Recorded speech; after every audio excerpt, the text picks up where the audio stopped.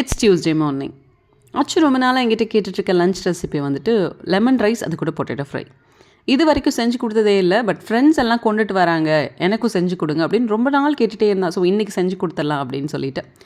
Potato கூட நீல நீளமாக இருக்கக்கூடாது, ட்ரையாங்கிள் ஷேப்லேயும் இருக்கக்கூடாது, க்யூபாக கட் பண்ணி கொடுங்க, அந்த மாதிரி தான் எனக்கு வேணும் அப்படின்னு சொல்லிட்டு கேட்டு வாங்கி செஞ்சு தர சொன்னான். ஸோ அதனால் அதே மாதிரியே கேட்ட மாதிரியே செஞ்சு கொடுத்தாச்சு.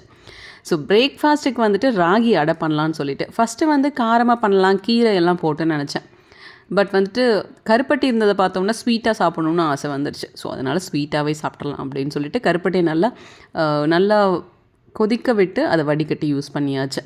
ஸோ சைட்லேயே வந்துட்டு லெமன் ரைஸ்க்கும் ப்ரிப்பேர் பண்ணிக்கிட்டு அடையும் தட்டி போட்டு எடுத்தாச்சு. ரொம்பவே டேஸ்ட்டாக இருக்கும் இது. ஆனால் ரொம்ப நேரம் வந்துட்டு வேக விட்டுறக்கூடாது. அவல் ரெசிபி வந்து லஞ்சுக்கு ரொம்ப சூப்பராக இருக்குது. இதுக்கு வந்து அவலுக்கு தாளிக்கிறதுக்கு வந்து பொட்டேட்டோ ஃப்ரை வச்சு சாப்பிட்டாச்சு. அச்சுக்கும் லஞ்ச் பேக் பண்ணியாச்சு. அவ்வளோதான்.